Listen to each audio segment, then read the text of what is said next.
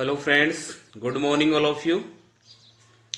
देखिए फ्रेंड्स, आज हम कक्षा 11 की फिजिक्स स्टार्ट करने जा रहे हैं और कक्षा 12 की जो फिजिक्स है वो नए सिलेबस के अकॉर्डिंग एनसीईआरटी के सिलेबस के अकॉर्डिंग आई। सिलेबस चेंज हो गया है 11th का और जो एनसीईआरटी का सिलेबस है वही हम शुरू करेंगे। तो देखिए बच्चों, जो फिजिक्स है, फिजिक्स को हिंदी में क्या कहते हैं? भौतिक विज्ञान। क्या कहते हैं? भौतिक विज्ञान। तो भौतिक विज्ञान को पढ़ने से पहले, फिजिक्स को पढ़ने से पहले हमने 10th क्लास में कुछ फॉर्मूलेज पढ़े हैं, सूत्र पढ़े हैं, गणितीय सूत्र, क्योंकि फिजिक्स में गणित का उपयोग होता है तो गणितीय फॉर्मूलों का उपयोग फिजिक्स में होगा। इसलिए हम आज की क्लास में क्या पढ़ेंगे?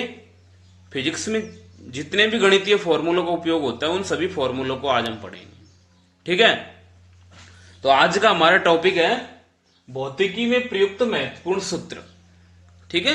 भौतिक विज्ञान में कौन कौन से महत्वपूर्ण सूत्र उपयोग होते हैं वो हम पढ़ेंगे। तो इसमें कई प्रकार के सूत्र आते हैं। सबसे पहले हम पढ़ेंगे ज्यामितीय सूत्र। नंबर 1 कौन से सूत्र पढ़ेंगे हम? ज्यामितीय सूत्र।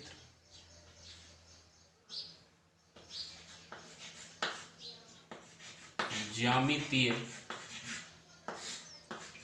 सूत्र। ठीक है? ज्यामितीय सूत्रों में अब हम चलते हैं तो सबसे पहले आता है आपके त्रिभुज का क्षेत्रफल। ए, त्रिभुज का क्षेत्रफल। त्रिभुज के क्षेत्रफल का सूत्र होता है, आपके पढ़ा होगा आपने 10th क्लास में भी, 1/2 गुणा आधार गुणा ऊंचाई। ठीक है? ये त्रिभुज के क्षेत्रफल का सूत्र है, 1/2 गुणा आधार गुणा ऊंचाई। या एक अन्य सूत्र और होता है त्रिभुज के क्षेत्रफल का, √ S into S minus A into S minus B into S minus C. ये भी त्रिभुज के क्षेत्रफल का सूत्र होता है। यहां S का मान क्या है? जहां S का मान होता है a प्लस बी प्लस सी बटे 2 तथा a, b व c त्रिभुज की भुजाएं। क्या है? त्रिभुज की भुजाएं। ठीक है? ये एक पहला सूत्र है जो इंपॉर्टेंट सूत्र आपके काम आएगा। यदि समकोण त्रिभुज दे रखा हो आपको तो डायरेक्ट ये सूत्र लगा देंगे। जैसे ये कोई समकोण त्रिभुज दे रखा है आपको तो इसमें तो 1/2 ये आधार हो जाएगा और ये ऊंचाई हो जाएगी, ये वाला सूत्र लगा देंगे। अब यदि आपको समकोण त्रिभुज ने देखिए कोई सा भी आकृति का त्रिभुज दे रखा है, जैसे ये दे रखा है तो ये भुजा तो ए मान ली हमने, ये बी मान ली, ये सी। यदि इसका क्षेत्रफल निकालना हो तो इस सूत्र की सहायता से निकालेंगे। तो ये सूत्र क्या है? √ S into S minus A into S minus B into S minus C. S का मान क्या है? जो तीनों भुजाओं की लंबाई है उनको जोड़ के 2 का भाग दे देंगे तो S का मान आ जाएगा आपके। और ABC क्या है? तीनों भुजाओं की लंबाई। ठीक है? तो ये एक सूत्र हो गया आपके त्रिभुज का क्षेत्रफल। इसके बाद आता है आपके नंबर 2 B,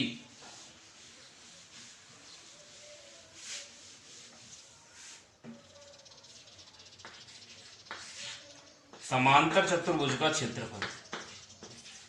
समांतर चतुर्भुज का क्षेत्रफल। समांतर चतुर्भुज के क्षेत्रफल का सूत्र आपने पढ़ा होगा 10th क्लास में भी। इसका क्षेत्रफल होता है लंबाई इंटू चौड़ाई या आधार इंटू ऊंचाई। आधार इंटू ऊंचाई। ठीक है? ये समांतर चतुर्भुज का क्षेत्रफल हो गया आधार इंटू ऊंचाई। आयत का क्षेत्रफल आप जानते ही हो, सी। आयत का क्षेत्रफल लंबाई गुणा चौड़ाई, लंबाई इंटू चौड़ाई, आयत का क्षेत्रफल हो गया। वर्ग का जानते ही हो, डी, वर्ग का क्षेत्रफल, वर्ग का क्षेत्रफल होता है भुजा स्क्वायर, पढ़ा होगा ना, भुजा स्क्वायर, या भुजा इंटू भुजा, भुजा इंटू भुजा। या इसका एक सूत्र और होता है, ये क्षेत्रफल तो अब तक हम पढ़ते हैं वर्ग का क्षेत्रफल भुजा स्क्वायर या भुजा इंटू भुजा। इसके अलावा एक क्षेत्रफल और होता है 1/2 इंटू विकर्ण का स्क्वायर, 1/2 इंटू विकर्ण का स्क्वायर। ये भी किसका क्षेत्रफल होता है, वर्ग के क्षेत्रफल का सूत्र होता है। यदि कई बार आपको विकर्ण दिया हुआ हो तो आप विकर्ण की सहायता से वर्ग का क्षेत्रफल डायरेक्टली ज्ञात कर सकते हैं। ठीक है, इसके बाद में आता है आपके समलंब चतुर्भुज का क्षेत्रफल, ई, समलंब चतुर्भुज का क्षेत्रफल, समलंब चतुर्भुज का क्षेत्रफल। अब देखो समलंब चतुर्भुज का क्षेत्रफल क्या होता है, समलंब चतुर्भुज का क्षेत्रफल होता है 1/2 इंटू समांतर भुजाओं का योग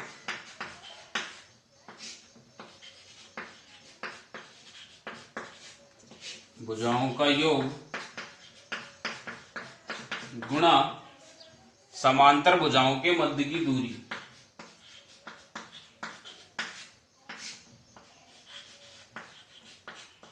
समांतर भुजाओं के मध्य की दूरी,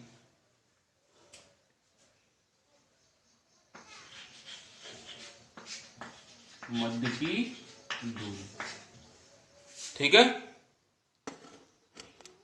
ये आपके समांतर चतुर्भुज का क्षेत्रफल का सूत्र हो गया, समलंब चतुर्भुज का, सॉरी। इसके बाद हम चलते हैं आगे। वृत्त का क्षेत्रफल आप जानते ही हो, क्या होता है वृत्त का क्षेत्रफल,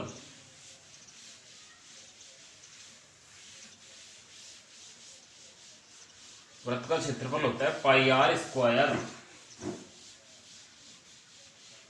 इसको मैं मिटा देता हूं। वृत्त का क्षेत्रफल EF, जो भी क्रम है जमा देना। वृत्त का क्षेत्रफल, वृत्त का क्षेत्रफल बराबर होता है πr²। ठीक है, इसके बाद आता है गोले का वक्र पृष्ठीय क्षेत्रफल,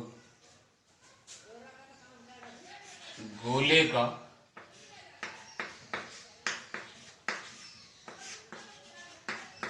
वक्र पृष्ठीय क्षेत्रफल,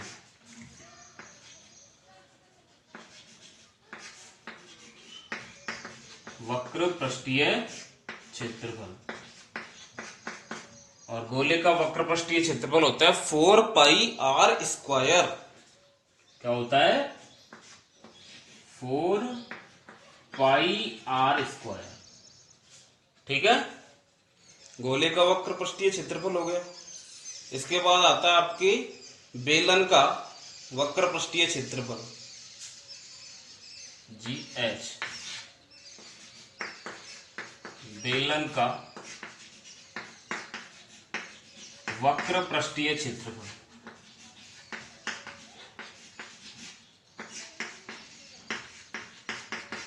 बेलन का वक्र पृष्ठीय क्षेत्रफल होता है 2πRH, 2πRH। ये किसका सूत्र होता है, बेलन का वक्र पृष्ठीय क्षेत्रफल। वक्र हो गया। बेलन का संपूर्ण पृष्ठीय क्षेत्रफल की यदि बात हो तो GHI, बेलन का संपूर्ण पृष्ठीय क्षेत्रफल। ये सारे सूत्र आपने 10वीं में पढ़े होंगे। संपूर्ण पृष्ठीय क्षेत्रफल बराबर होता है वक्र पृष्ठ में इसके दोनों जो वृत्ताकार भाग है उनका क्षेत्रफल और जोड़ देंगे। देखो वक्र पृष्ठीय क्षेत्रफल अभी हमने पढ़ा 2πr(h) होता है। अब इसमें दोनों वृत्ताकार भागों के क्षेत्रफल और जोड़ देंगे तो आ जाएगा 2πr(h) प्लस 2πr², या इसको लिख सकते हैं 2πr कॉमन आ जाएगा, 2πr into h plus r। ठीक है, ऐसे भी 2πr कॉमन आ जाएगा और h प्लस r, इस रूप में भी इसको हम लिख सकते हैं। इसके बाद आता है शंकु का वक्र पृष्ठीय क्षेत्रफल।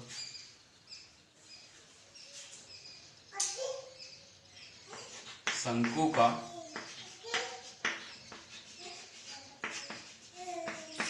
वक्र पृष्ठीय क्षेत्रफल।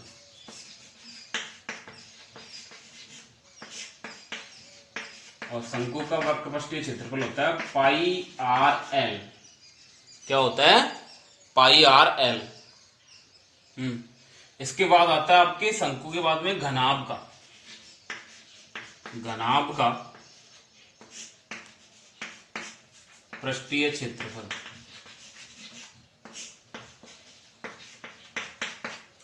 देखो आपने नाम सुना होगा घन और घनाभ। तो घनाभ का पृष्ठीय क्षेत्रफल का सूत्र क्या होता है? 2 गुणा AB plus BC plus CA। 2 गुणा AB plus BC plus CA। ये होता है जहां ABC क्या है? जहां A, B व C क्रम से घनाभ की लंबाई, चौड़ाई व ऊंचाई है। क्या क्या है? क्रम से घनाभ की लंबाई, चौड़ाई व क्या है? ऊंचाई। ठीक है, घनाभ का हो गया KL। इसके बाद आता है आपके घन का क्षेत्रफल। और घन के क्षेत्रफल का सूत्र होता है 6 गुणा भुजा स्क्वायर। 6 गुणा भुजा स्क्वायर। ठीक है, ये आपके हो गए क्षेत्रफल। जो भी आकृति आपके आती है उनके क्षेत्रफल के सूत्र हो गए। अंडरस्टैंड? अब इसके बाद में आता है क्षेत्रफल के बाद में आयतन। इसको मिटा देता हूं।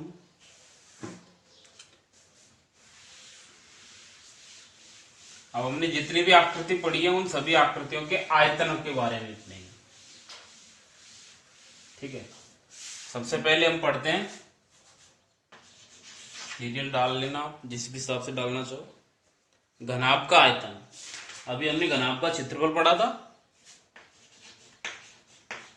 घनाभ का आयतन। घनाभ के आयतन का सूत्र होता है लंबाई गुणा चौड़ाई गुणा ऊंचाई।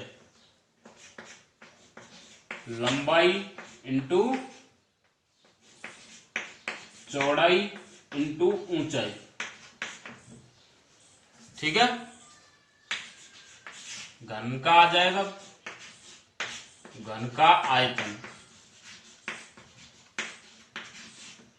घन का आयतन। अब इससे पहले हमने घन का क्षेत्रफल पढ़ा था। घन का क्षेत्रफल 6 गुणा भुजा स्क्वायर, यहां हो जाएगा भुजा क्यूब। भुजा क्यूब। ठीक है, घन का हो गया। इसके बाद में आते हैं गोले का आयतन।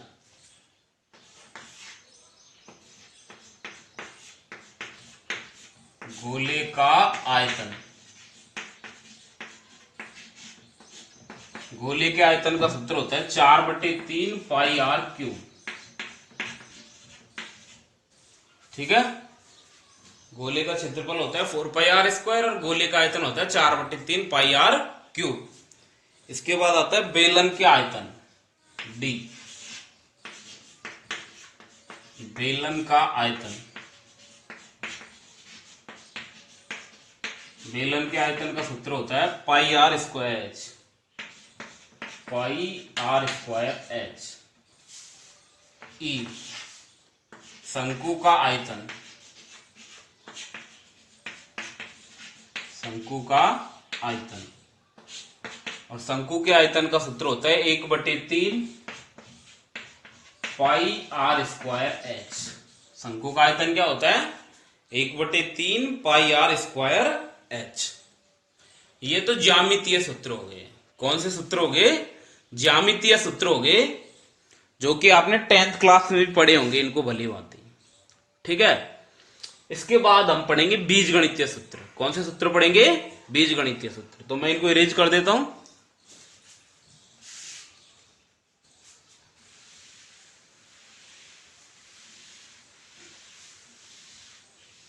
नंबर 2 आता है आपके बीजगणितीय सूत्र। बीज गणितीय सूत्र।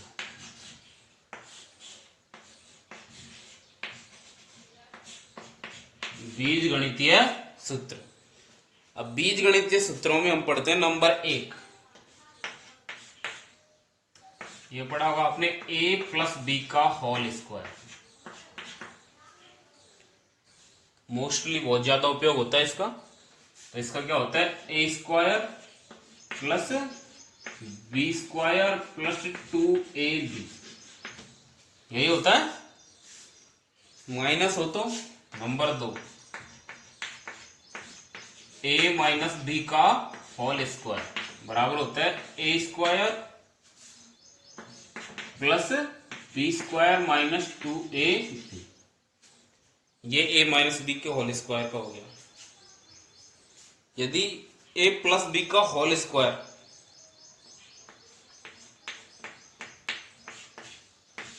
a प्लस बी का क्या हो आपके पास?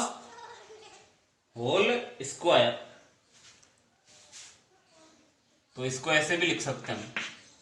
देखो a प्लस बी का होल स्क्वायर का सूत्र भी हमने ऊपर पढ़ा। इसको इस प्रकार भी लिख सकते हैं आप, a प्लस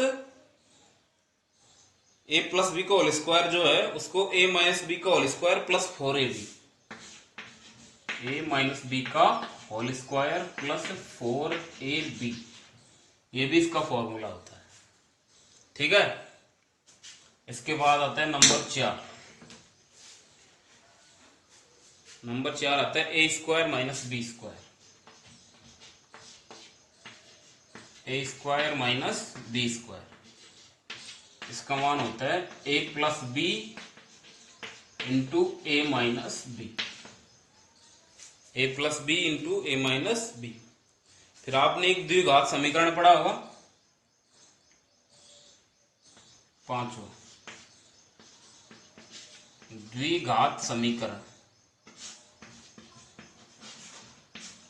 द्विघात समीकरण आपने पढ़ा होगा ax square plus B X plus C, ax square plus B X plus C में x का मूल क्या होता है? x बराबर, पढ़ा होगा ना सूत्र, x बराबर होता है minus B plus minus under root B square minus 4ac upon 2a। ठीक है, B square minus 4ac upon 2a, ये द्विघात समीकरण होता है। ठीक है, इसके बाद एक समांतर श्रेणी भी पढ़ी होगी आपने, मिटा दो इसको। इसके बाद आता है आपके समांतर श्रेणी, a plus D, a plus 2d, a plus 3d। इस क्रम में कोई समांतर श्रेणी है तो उसका क्या होगा? जैसे समांतर श्रेणी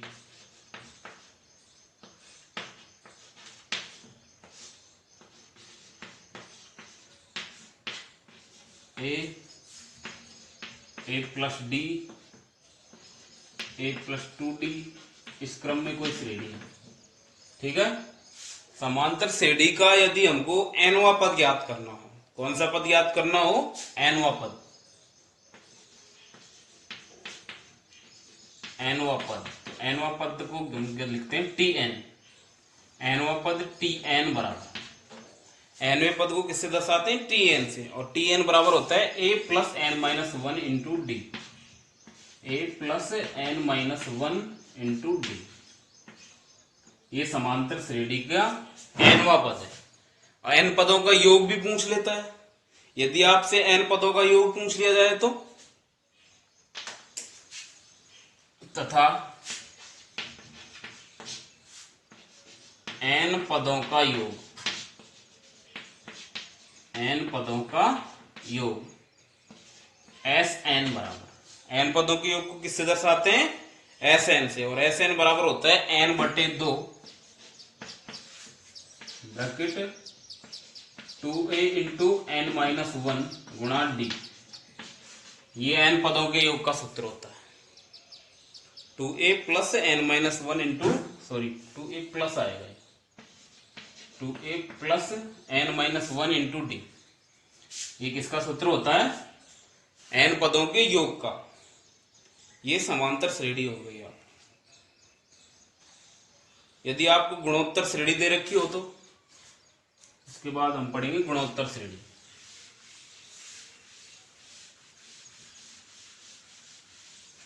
कौन सी श्रेणी पढ़ेंगे? गुणोत्तर श्रेणी। आपको मान लीजिए कोई भी गुणोत्तर श्रेणी दे रखी है,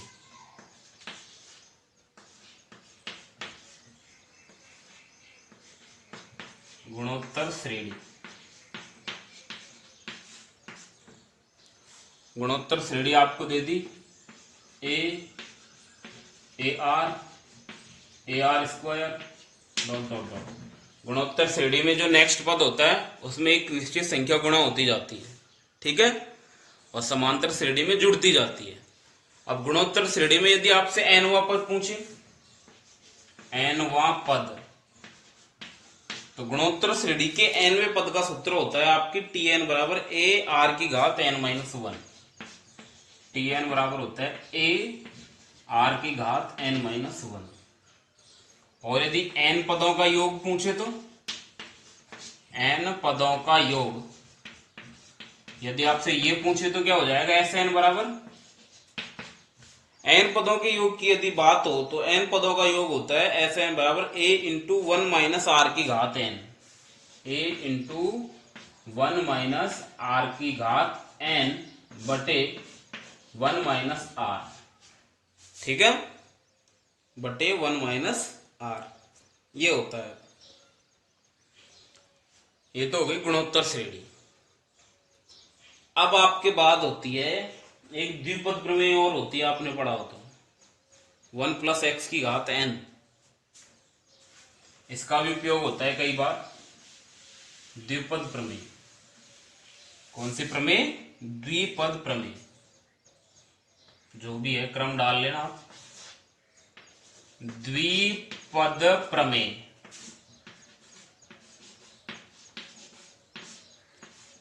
वन प्लस एक्स की घात n, इस रूप में यदि कोई संख्या होती है, वन प्लस एक्स की घात n के रूप में होती है, तो इसका सूत्र होता है one plus N X, one plus N X plus n into N minus one, n into N minus one into X square बटे फैक्टोरियल दो, फैक्टोरियल दो, प्लस डॉट डॉट डॉट अनंत तक, ठीक है। ये फैक्टोरियल दो क्या मतलब होता है? दो गुणा एक। फैक्टोरियल दो का मतलब क्या होता है? दो गुणा एक। यदि वन प्लस एक्स की जगह वन माइनस एक्स हो तो क्या हो जाएगा? माइनस आ जाएगा, ठीक है। यहां पे वन प्लस एक्स की जगह यदि वन माइनस एक्स हो तो यहां माइनस आ जाएगा, बाकी का प्लस में ही चलेगा, यहां माइनस आ जाएगा, ठीक है। ये द्विपद प्रमेय हो गई आपकी। इसके बाद हम चलते हैं आपके लघु गुणक के सूत्र। लघु गुणक, बीज गणितीय के बाद में आता है लघु गणितीय या लघु गुणक के सूत्र।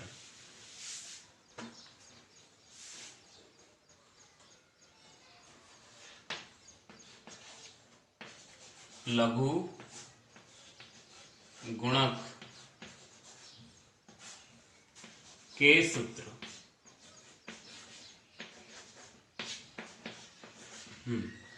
देखिए इसके बाद में लघु गुणक के जो सूत्र होते हैं वो हम पढ़ेंगे।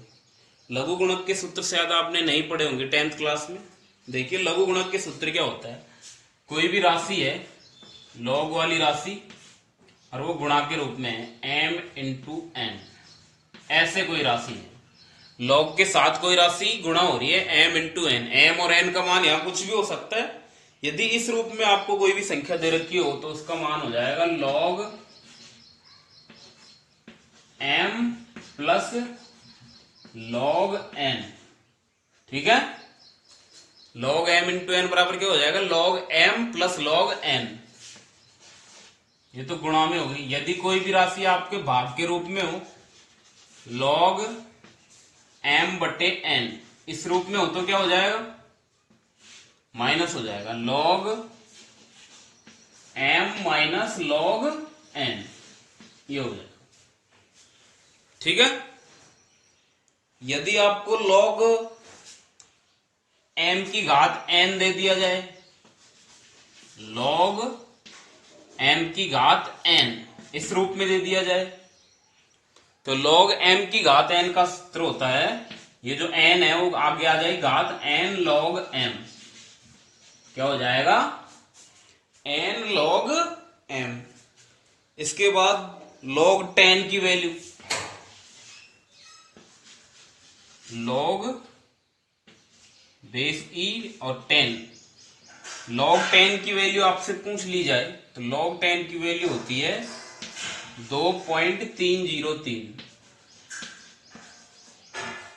log 10 की वैल्यू कितनी होती है, 2.303। ठीक है, ये आपकी वैल्यू हो गई या लघु गुणक के सूत्र हो गए जो कि जनरली आपके काम आएंगे। ठीक है, तो आज की क्लास हम यहीं पे समाप्त करते हैं क्योंकि इसमें बहुत सारे सूत्र हैं। तो रोज हमारी जो क्लास होगी अभी हाफ आवर की होगी। ठीक है, तो आज की क्लास हम यही समाप्त करते हैं। ये जितने भी मैंने सूत्र बताए आप सभी लोगों को, ये सारे सूत्र आपको पता होने चाहिए। ये सारे सूत्र आपके भौतिकी में उपयोग होंगे। वैसे ही जनरली ये नहीं कि सारे सूत्र आपके रेगुलरली चलेंगे, ऐसा नहीं होता है। थ्योरेटिकल पोर्शन आता है वो तो कहीं कहीं जैसे सूत्र आता है तो इनका उपयोग होता है। ठीक है, याद होने चाहिए बस ये आपको ये फॉर्मूले। तो आज की क्लास यहीं समाप्त होती है। चैनल को लाइक और सब्सक्राइब जरूर करना है। ठीक है ना, धन्यवाद।